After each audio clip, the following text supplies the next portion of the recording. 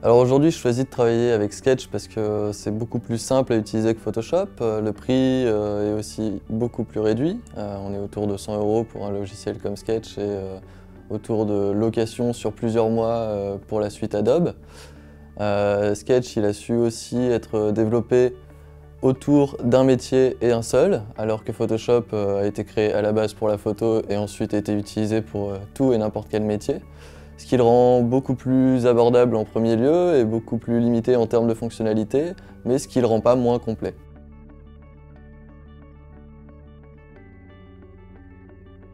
Clairement, les logiciels de la suite Adobe avant les dernières sorties avec Edge, Comet ou ce genre de choses n'étaient clairement pas orientés pour le web design.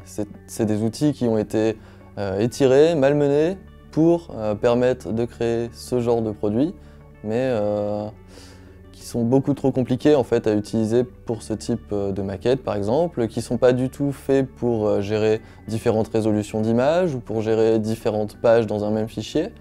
C'est des outils qui ont dû s'approprier en fait un métier différent de celui pour lequel ils étaient faits à l'origine.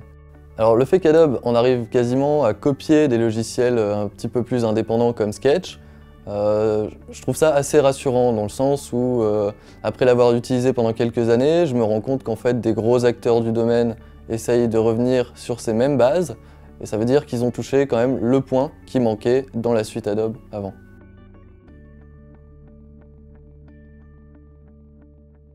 Alors aujourd'hui, Sketch, clairement, ça reste jeune, il reste quelques petits défauts, mais ça reste totalement complet et parfaitement utilisable en production. Moi je l'utilise depuis à peu près 2 ans et demi, chaque jour, sur différents types de projets, sachant qu'il faut bien sûr l'utiliser que pour ce dont il est fait, c'est-à-dire qu'on ne fera aucune retouche d'image, on ne fera pas de gestion vectorielle énorme, ça reste pour faire du logo simple ou de l'icône basique. Tant qu'on reste dans son domaine de prédilection, pour moi, il est parfaitement complet.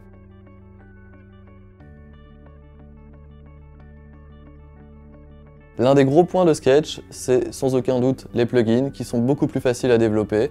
On utilise du JavaScript, sachant que Sketch est d'abord orienté web design et du coup intégration, on est très proche d'un développement web, évidemment. On pourrait aussi pas mal s'attarder sur l'export, qui est l'une des fonctionnalités phares dans le sens où aujourd'hui, avec nos différents mobiles, nos différentes résolutions d'écran, en quelques touches, en quelques secondes, on peut exporter vraiment pour tous nos devices en une seule fois. Actuellement, le métier de web designer devient trop limité, c'est sûr, et ils ont de plus en plus tendance à se diriger en même temps vers l'intégration ou le dev front.